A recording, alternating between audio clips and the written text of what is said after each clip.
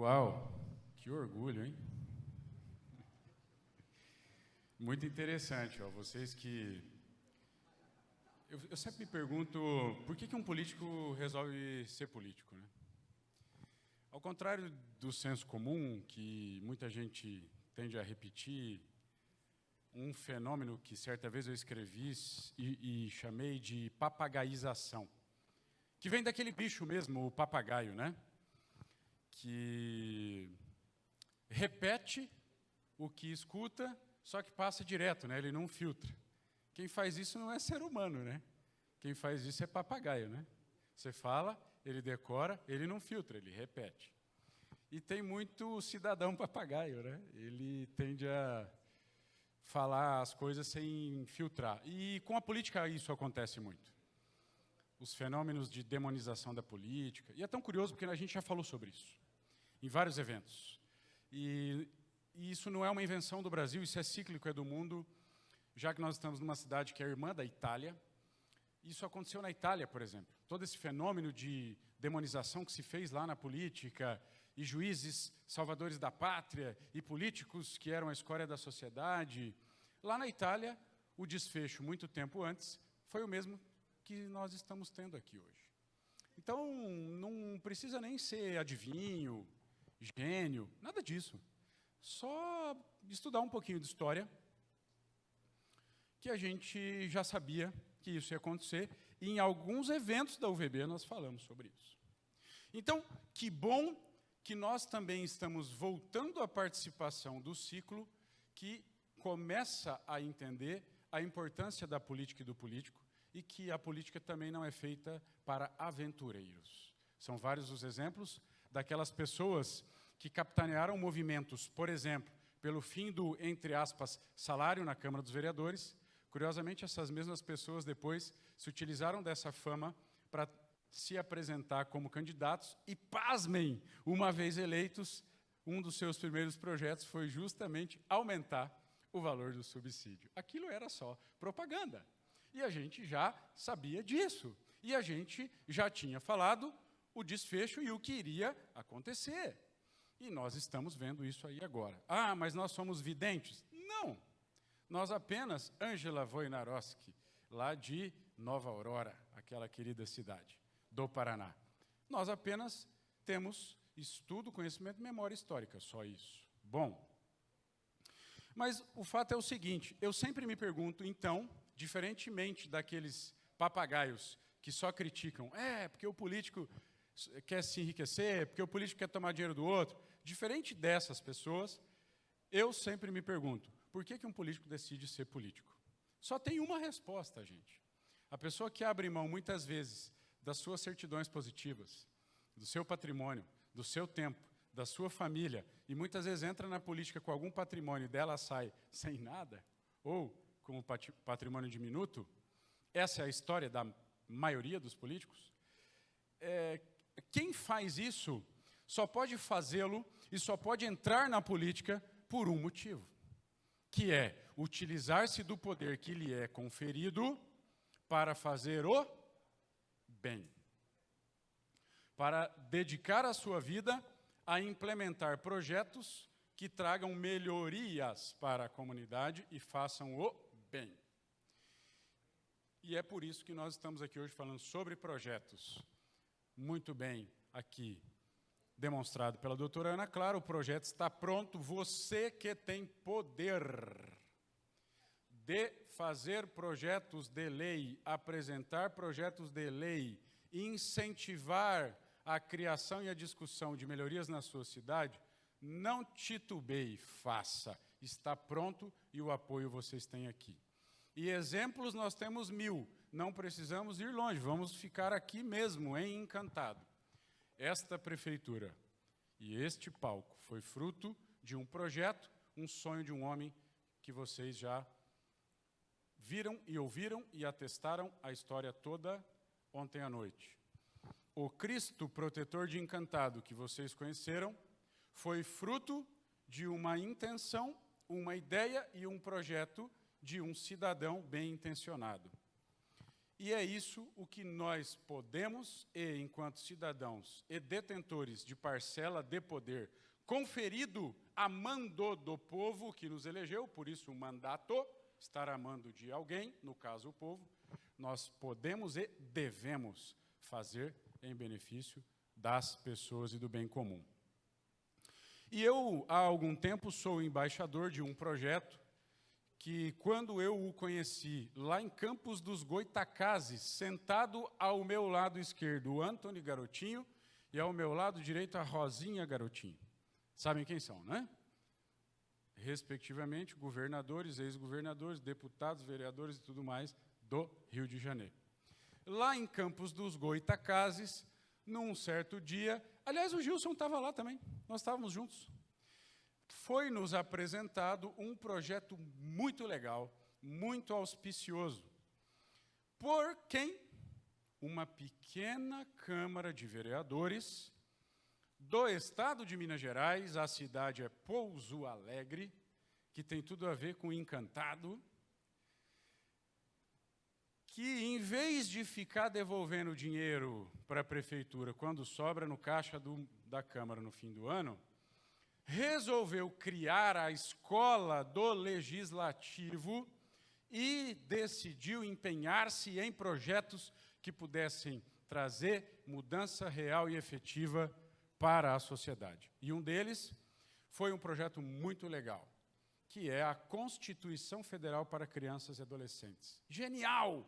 Naquele momento, nos apaixonamos pelo projeto, nos aprofundamos, nos tornamos apoiadores de primeira ordem e hoje o seu embaixador internacional e nacional deste projeto, que visa somente, e é muito simples, e eu já vou terminar a minha fala, apenas e tão somente que os senhores e as senhoras, lá no município de vocês, criem uma lei municipal incentivando, determinando, autorizando e prevendo o estudo da Constituição Federal no ensino público. É só isso. O projeto está pronto, as justificativas prontas estão, e para aqueles que desejarem, nós entregamos tudo prontinho, e uma vez aprovados, nos chamem para que a gente vá lá na inauguração. A exemplo de muitos outros municípios brasileiros que assim já realizaram. E por que realizar esse projeto de ensino da educação para a cidadania e direitos humanos no Brasil? Pelas razões que nós já conhecemos e acabamos de falar. Parar com essa ideia de cidadão papagaio. Notem os senhores, em Portugal, um cidadão estuda na escola sistema representativo de governo.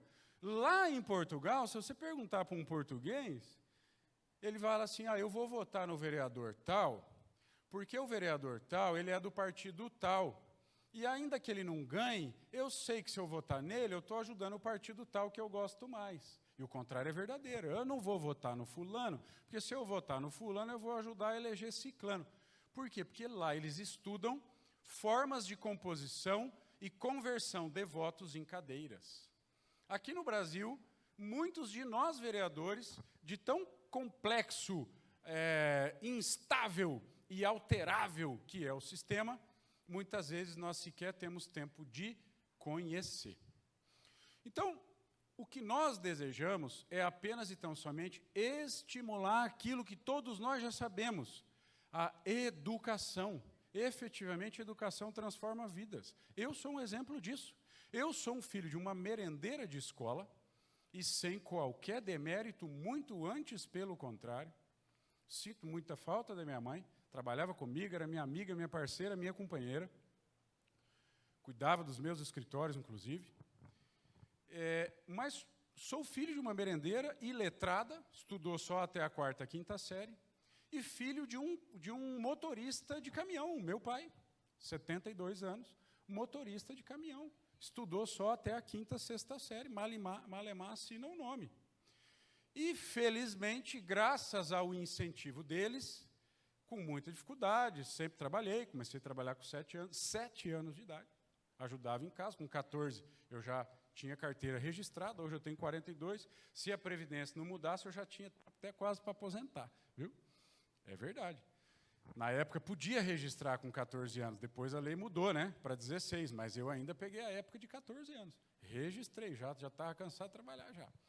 E entendi que se eu quisesse melhorar a minha vida, eu ia fazer uma brincadeira, mas talvez não deva, já que eu não tinha vocação para o crime, já que eu não era modelo, e já que eu não poderia fazer outra coisa que me desse dinheiro mais fácil, eu precisava, então, estudar.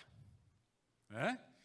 Claro que essa é uma brincadeira até infame, talvez incabível para os dias de hoje, mas apenas para dizer que a educação transforma vidas. Ela é transformadora. E é isso que nós desejamos fazer. Incentivar que lá no seu município as crianças e adolescentes possam ter contato com coisas básicas do funcionamento da nossa cidade, da nossa democracia.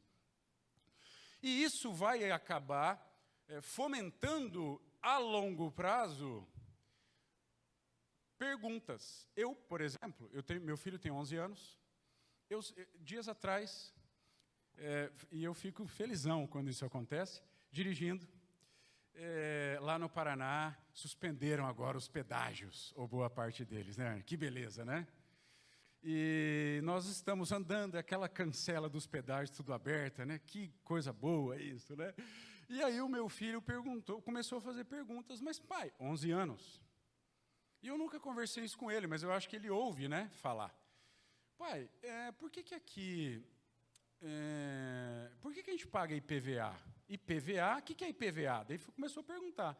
Mas, pai, meu filho, se a gente paga IPVA, por que a gente também tem que pagar pedágio? O IPVA já não é para manter as estradas? Por que tem que pagar de novo? Então, olha que interessante. A criança é um ser sedento de informação e transformação. E aí outras perguntas vão surgindo. Mas, pai, vem cá. O que existe de verdade é o município.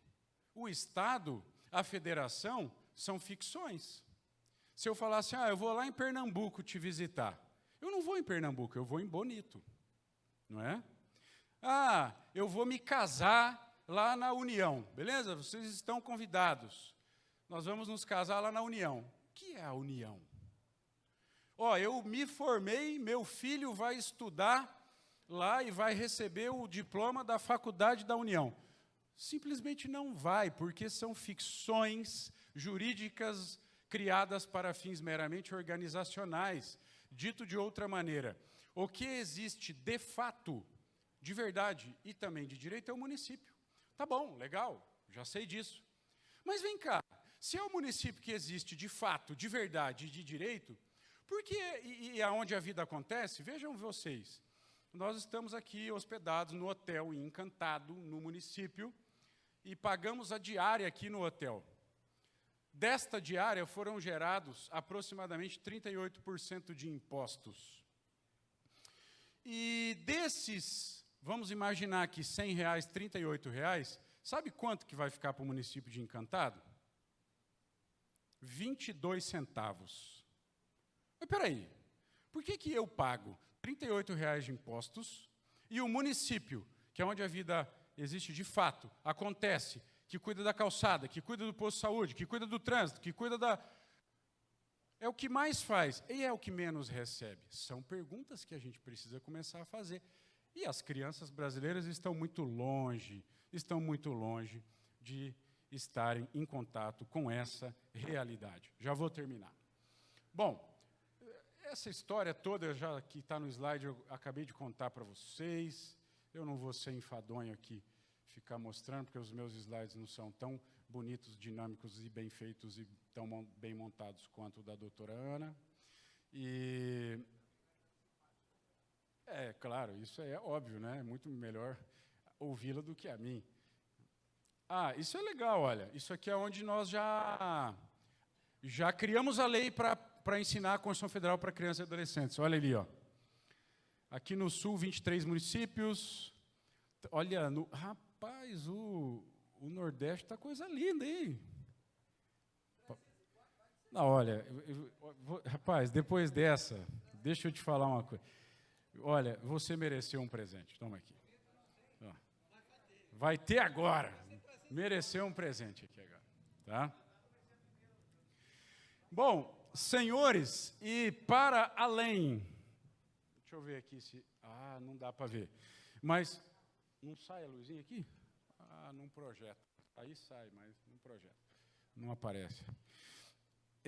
Nós, hoje, avançou. Então, hoje nós desenvolvemos a construção para crianças e adolescentes mais novas, crianças um pouquinho mais de idade, no caso seria adolescentes, que já seria 12 anos. Temos uma cartilha de atividades para você entregar lá para o seu professor. O seu professor ele vai, com base nessa cartilha, ensinar esse material lá na escola. Tudo redondinho. Tem aplicativo de celular. Ó, vem mastigadinho, tá? Fizemos a mesma coisa com a Lei Maria da Penha e com o Estatuto da Criança e do Adolescente. Aplicamos em várias cidades.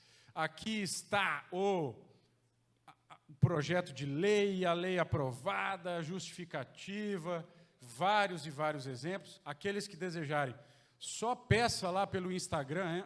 Só adicionar lá, and.alarcon, and.alarcon. Peça lá pelo Instagram, a gente vai encaminhar tudo prontinho para vocês. Ó, projeto de lei, justificativa, a lei em si. E aí, isso aqui, alguns lugares que a gente já percorreu. Ó, isso aqui, eu fui lá no gabinete dessa vereadora, ela é a apresentadora do Cidade Alerta, lá no estado de Rondônia. Ela criou e implantou lá no município de Porto Velho, a capital, o ensino da Constituição. Nós apresentamos esse projeto lá em Harvard, no MIT, no Harvard MIT, um evento promovido por Harvard/MIT, né? O Massachusetts Institute of Technology, que fica ali em Boston, Cambridge, e anualmente se faz ali a Brasil Conference, onde se discutem projetos auspiciosos brasileiros. Nós também já discutimos esse projeto, na ocasião até estivemos lá com o Luciano Huck. Isso aqui é na universidade, na biblioteca, aqui alguns apoiadores. Olha só que legal, a gente conversando com as crianças. Esse é meu filho, ó. Meu filho também, às vezes, me ajuda a falar sobre esse projeto. Meus amigos, era isso. Muito obrigado. Eu espero que vocês efetivamente se interessem. Eu tenho aqui, Gilson, para quem que nós vamos distribuir? Eu tenho aqui... Como é que nós vamos fazer isso? Eu tenho aqui umas 10... Eu tenho aqui uns 10 impressos desse projeto. Aquele que falar para mim agora que vai implementar lá no seu município, levantar a mão, já vai ganhar. Deixa eu ver. Ah, olha. Então, vamos fazer assim, ó, para não tumultuar. Espera. Eu democraticamente vou chamar o Aires aqui, no município de Capitão, para vir receber aqui. Tu foi o sorteado, acabei de fazer um sorteio que tu é o sorteado. Uma salva de palmas para o Aires.